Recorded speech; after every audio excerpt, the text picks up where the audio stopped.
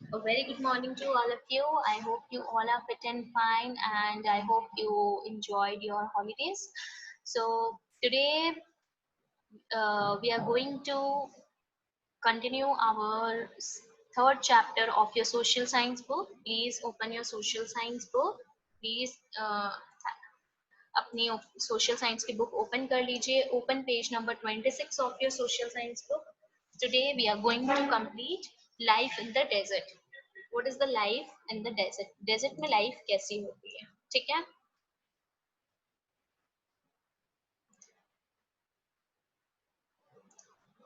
Life in the desert. Most of the villages in the desert are situated around oases. बहुत desert में रेगिस्तान, desert को English Hindi में क्या बोलते हैं? रेगिस्तान बोलते हैं. बहुत से गांव जो रेगिस्तान में गांव हैं वो कहाँ पे सिचुएटेड है? ओसेज में सिचुएटेड है. ओसेज में मतलब कि उनके आसपास पानी अवेलेबल है. ठीक है. वहाँ पे ट्रीज वगैरह ग्रो करते हैं. Apart from growing a few crops, the villagers in the desert keep goats, cattle and camels. जो विलेजर्स हैं क्या क्रॉप्स को तो ग्रो करते ही हैं, जैसे आपका जो ऐसे क्रॉप्स जो कम पानी मांगते हैं, जैसे बाजरा हो गया. ठीक है. वो मोस्टली मिलेट्स होते हैं. ठीक है. बाजरा वगैरह वो लोग ग्रो कर लेते हैं. बट कुछ जो विलेजर्स हैं वो अपने पास गोट्स बकरियां रखते हैं, अपने पास कैटल्स रखते हैं, लाइक गाय बफेलोस वगैरह रखते हैं, कैमल्स रखते हैं, ऊंट रखते हैं. ठीक है. Camels are an important means of transport as they can walk for long distances without food and water.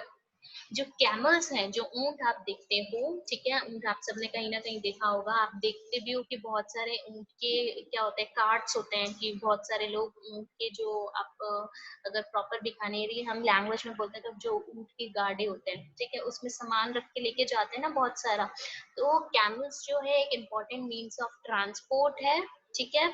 और क्यों क्यों है? क्योंकि वो बहुत दूरी तक चल सकते हैं बिना पानी के और बिना खाने के. वो मतलब बहुत, एक बार उन्हें खाना खिला दो, एक बार पानी पिला दो, उसके बाद वो बहुत दूर तक बिना खाना और पानी के चल सकते हैं. ठीक है. इसलिए the camel is also known as the ship of the desert. Camel को हम शिप ऑफ द डेजर्ट बोलते हैं. What is the another name of the camel? The camel is also known as the ship of the desert. Ship बोला जाता है. जैसे समुद्र में शिप जहाज चलता है, वैसे ही जो रेगिस्तान है वहां पे कौन सा एनिमल चलता है? वहां पे कैमल्स चलते हैं. ठीक है. So it is known as the ship of the desert. Camels are also used for plugging and drawing water from the wells.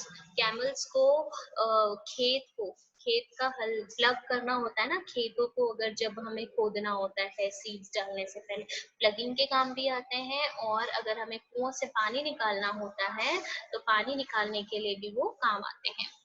They provide milk and their hair is used to make clothes. उनकी वो हमें दूध भी provide करते हैं कुछ लोग. कुछ जो जो ऊंट का दूध माना जाता है कुछ दवाइयों में भी यूज होता है.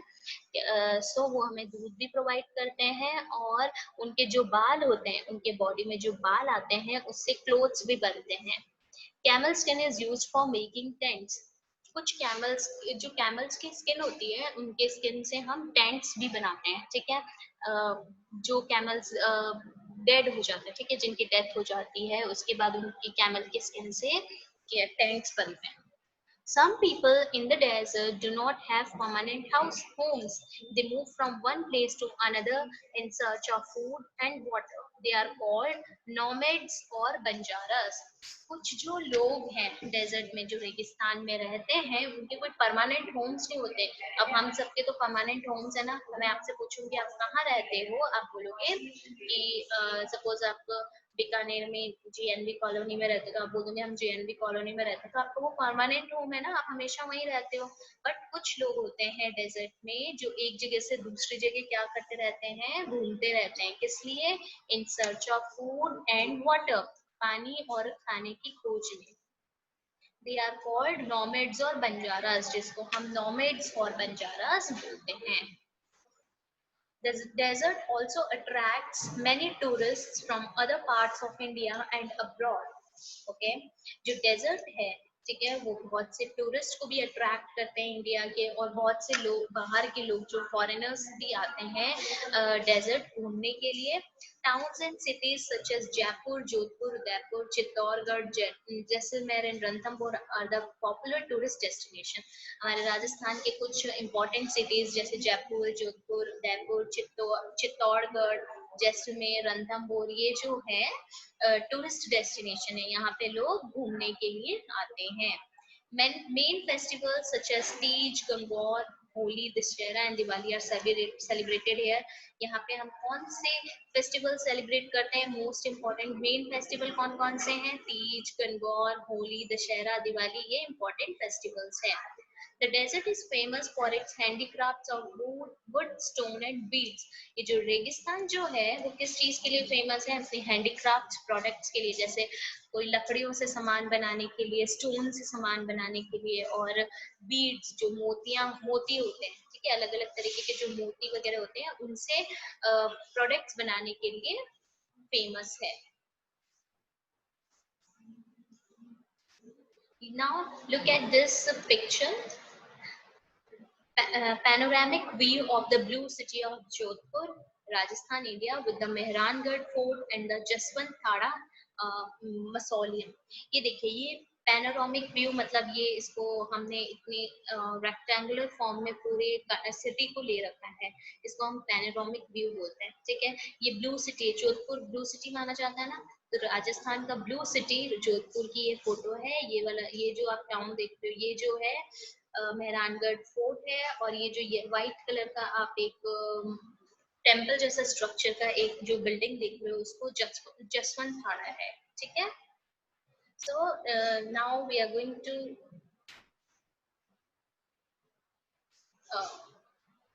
Wait a minute. हम एक छोटी सी एनिमेशन देखेंगे. Just please watch it very carefully.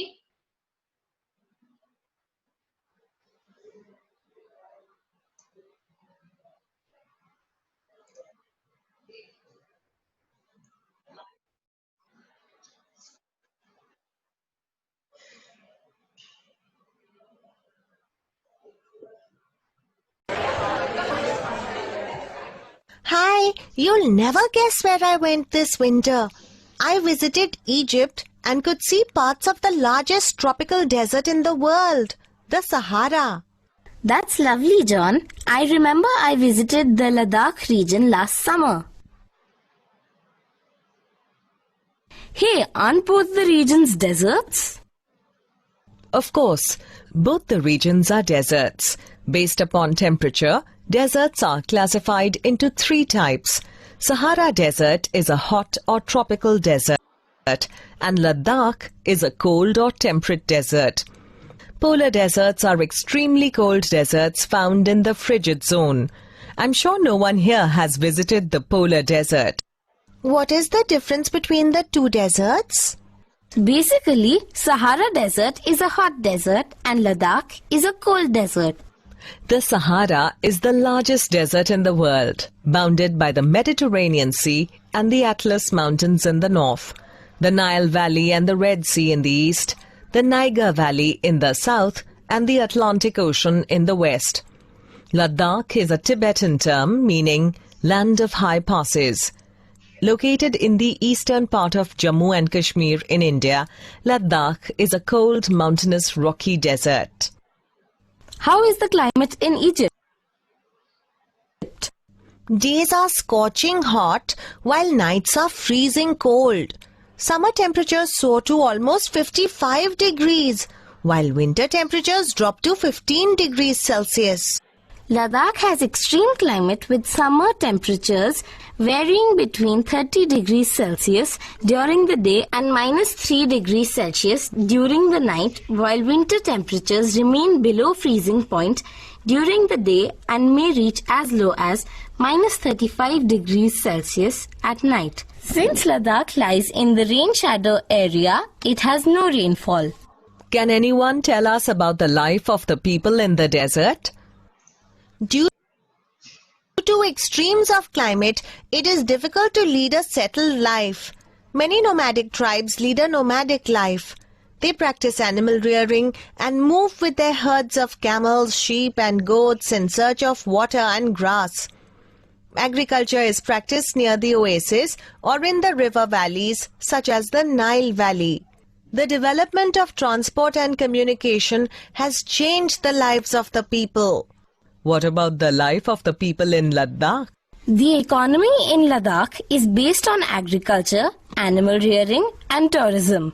Agriculture is practiced during summer months, and desert conditions have forced the farmers to develop unique irrigation systems using water melted from glaciers. Handicrafts occupy an important place in Ladakhi society. We learnt a lot about the different types of desert. It was very interesting.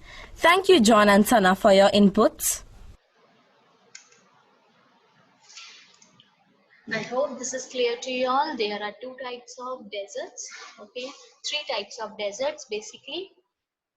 Hot desert, cold desert and the desert and the frigid zones. हमने frigid zones जो earth का frigid zone है जहाँ पे sun rays बहुत कम मिलती है वहाँ पे जो हम बेसिकली टू टाइप्स की डेजर्ट्स हैं, हॉट डेजर्ट और कोल्ड डेजर्ट. वहाँ पे दोनों ही डेजर्ट्स में जो क्लाइमेट कंडीशंस होती है वो कैसी होती है, बहुत ज्यादा एक्सट्रीम होती है. जो रेगिस्तान है आपका, ठीक है, यहाँ पे क्या होता है, वेदर बहुत ज्यादा हॉट होता है. और जो आपका कोल्ड डेजर्ट है वहाँ पे टेम्परेचर क्या होता है, बहुत ज्यादा कोल्ड होता है, बहुत ज्यादा वहाँ पे ठंड होती है. तो यहाँ पे जो लोगों की लाइफ है वो बहुत ही रेयरली होती है कि सेटल्ड होती है. यहाँ पे लोग जो है नोमैडिक लाइफ क्या करते हैं, नोमैडिक लाइफ जीते हैं, मतलब एक जगह से दूसरी जगह घूमते रहते हैं, जिनको हम बंजारा बोलते हैं, नोमैड्स.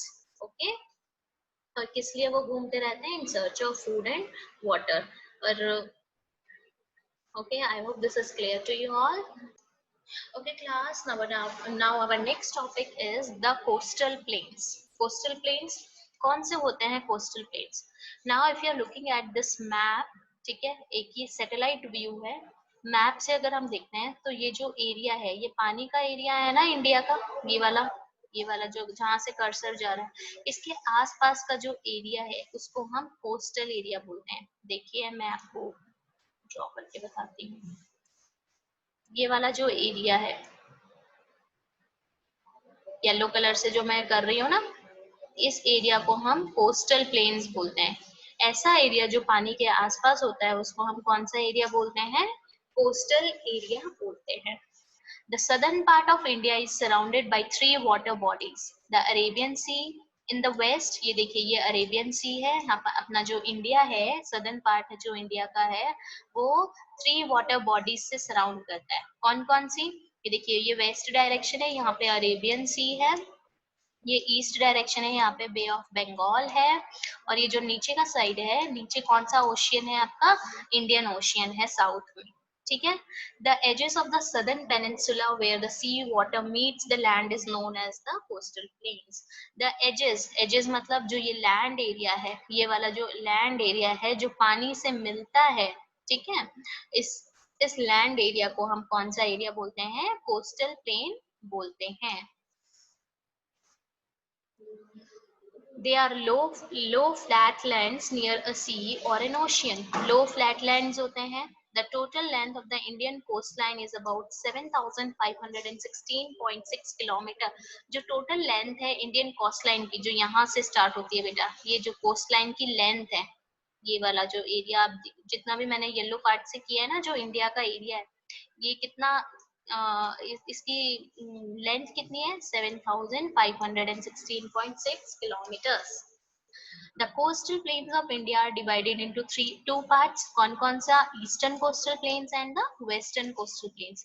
ये जो आपका जो ये वेस्ट डायरेक्शन है, ये वाला जो एरिया है ये वेस्टर्न कोस्टल प्लेन है, और ये वाला जो एरिया है ये कौन सा प्लेन है, ईस्टर्न कोस्टल प्लेन बोलते हैं. इसको हम वेस्टर्न घाट भी बोलते हैं और ईस्टर्न घाट भी बोलते हैं. ठीक है. Coastal plains of India are divided into two parts. Eastern coastal plains, this is eastern coastal plain, and western coastal plains, and this is western coastal plains. The eastern coastal plains lie between the West Bengal and Tamil Nadu. जो eastern west coastal plain है आपका, ये आपका waste Bengal है, यहाँ से start होता है और यहाँ से नीचे तमिलनाडु तक का जो जितना भी पार्ट है वो ईस्टर्न कोस्टल प्लेन का है. यहाँ पे इंपॉर्टेंट रिवर्स कौन सी यहाँ से बहती है, यहाँ से आपकी महानदी, गोदावरी, कृष्णा और कावेरी. देखिए महानदी गोदावरी यहाँ से जाती है, कावेरी यहाँ से जाती है और कृष्णा यहाँ से जाती है। ये 4 इम्पोर्टेंट रिवर्स है यहाँ की। बे ऑफ बंगाल में से के थ्रू यहाँ पे ईस्टर्न कोस्टल प्लेन में फ्लो करती है। These plains are much broader than the western coastal plains. ये वाली जो plains हैं वेस्टर्न कोस्टल प्लेन से काफी ब्रॉडर है, काफी बड़ी है, चौड़ी है। The western coastal planes lie between Gujarat and Kerala. ये जो एरिया है देखिए, यहाँ से जितना भी एरिया आ रहा है, यहाँ ये गुजरात का एरिया, यहाँ से यहाँ तक का केरला तक का जितना भी एरिया है, इसको हम वेस्टर्न कोस्टल प्लेन बोलते हैं। गुजरात हो गया, बीच में महाराष्ट्र आता है, गोवा आता है, कर्नाटका आता है, केरला आता है, ये पूरा एरिया कौन सा है? वेस्टर्न कोस्टल प्लेन्स का है।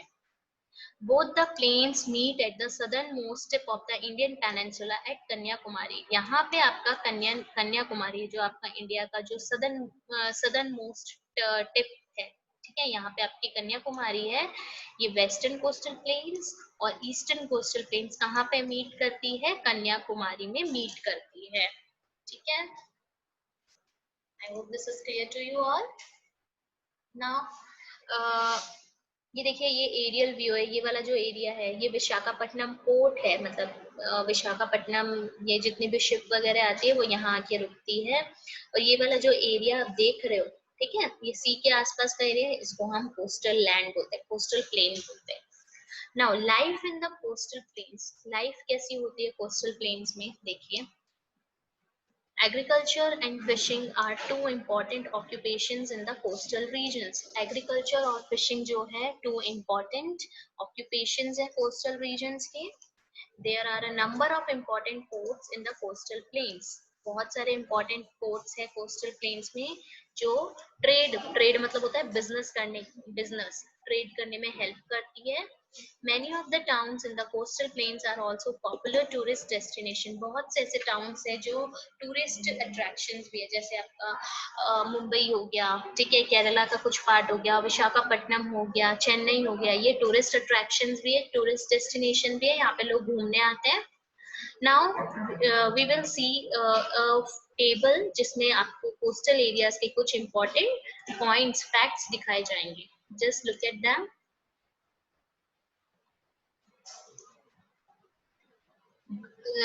Now these are some of the areas of the coastal plains and what they grow, what they make and the important ones. Gujarat क्या ग्रो करते हैं? मिलेट्स, कॉटन और ग्राउंडनट्स ग्रो करते हैं। क्या बनाते हैं वो? सॉल्ट और टेक्सटाइल, क्योंकि हमें सॉल्ट कहाँ से मिलता है? समुद्र से मिलता है, ओशियन वाटर से मिलता है ना। तो सॉल्ट और टेक्सटाइल्स बनाते हैं। टेक्सटाइल्स मतलब कपड़े। इम्पोर्टेंट पोर्ट्स मतलब यहाँ पे जो इम्पोर्टेंट पोर्ट है ट्रेड करने के लिए, जो जहाँ से दूसरे कंट्री से अगर शिप आ रहा है तो वो कहाँ पे आके रुकेगा, ठीक है, उसका जो बोलते हैं ना, जैसे रेलवे स्टेशन होता है वैसे ही शिप जहाँ रुकती है उसको हम पोर्ट्स बोलते हैं। तो कौन सा इम्पोर्टेंट पोर्ट है गुजरात में? कांडला पोर्ट है, ठीक है। नेक्स्ट, महाराष्ट्र, गोवा वेस्टर्न घाट में है। क्या ग्रो करते हैं? They grow rice, coconut, spices. Rice चावल उगाते हैं, कोकोनट ग्रो करते हैं और बहुत सी मसाले जो हैं स्पाइसेस ग्रो करते हैं। क्या बनाते हैं? They make petroleum. Now look at this word. First of all listen to the pronunciation carefully. Petroleum. Again. Petroleum. Okay. Petroleum refers to a thick yellow-black liquid which occurs naturally. It is a fossil fuel. It is used to make petrochemicals. It is a non-renewable resource. आप बहुत से अपने vehicles में देखा होगा, पापा या कोई भी आपके घर पे जो व्हीकल्स चलाते हैं, कार चला रहे हैं या फिर स्कूटी चला रहे हैं, बाइक चला रहे हैं, तो बहुत पेट्रोल फिल करवाते हैं, ठीक है, पेट्रोल पंप से। तो पेट्रोल पंप जो है नेचुरली ऑकर होता है, ये एक फॉसिल फ्यूल होता है जो नॉन रिन्यूएबल रिसोर्स है, जिसको बनने में बहुत टाइम लगता है, ठीक है। तो क्या बनाते हैं? मुंबई में, महाराष्ट्र में पेट्रोलियम भी बनता है। इम्पोर्टेंट पोर्ट्स कौन कौन से हैं? मुंबई एंड पनाजी। मुंबई महाराष्ट्र में है, पनाजी कहाँ पे है? गोवा में है। Next, Karnataka and Kerala. What they grow? They grow spices, coconut, rubber and coffee. मसाले ग्रो करते हैं, कोकोनट्स ग्रो करते हैं, रबर ग्रो करते हैं और कॉफी। जो ट्यूब्स वगैरह बनती हैं, आपकी टायर्स वगैरह बनते हैं, वो रबर से बनते हैं, ठीक है। What they make? They make spices, coir, rubber. वो स्पाइसेस बनाते हैं, रबर बनाते हैं, कोयर बनाते हैं। एंड इम्पोर्टेंट पोर्ट्स कौन कौन सी हैं? इम्पोर्टेंट पोर्ट्स हैं आपके मैंगलोर और कोची। मैंगलोर आपका आंध्र प्रदेश में मैंगलोर है, और कोची जो है तमिलनाडु में, ठीक है। नेक्स्ट है आपका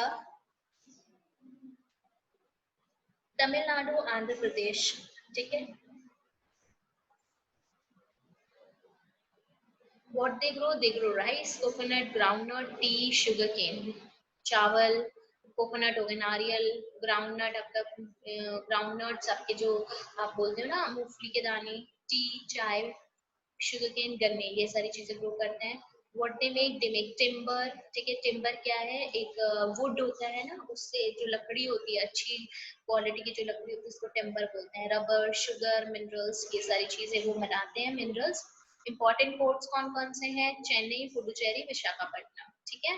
कौन कौन से हैं? चेन्नई है, पुडुचेरी है और विशाखापट्टनम है। बेटा सॉरी, मैंगलोर आपका कर्नाटका में है और कोची कहाँ पे है? केरला में है, ठीक है।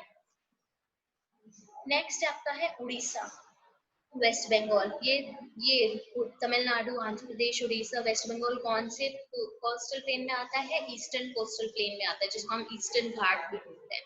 What they grow rice and jute, jute और राइस बनाते हैं। What they make handicrafts, jute products, handicraft बनाते हैं, जूट प्रोडक्ट्स बनाते हैं।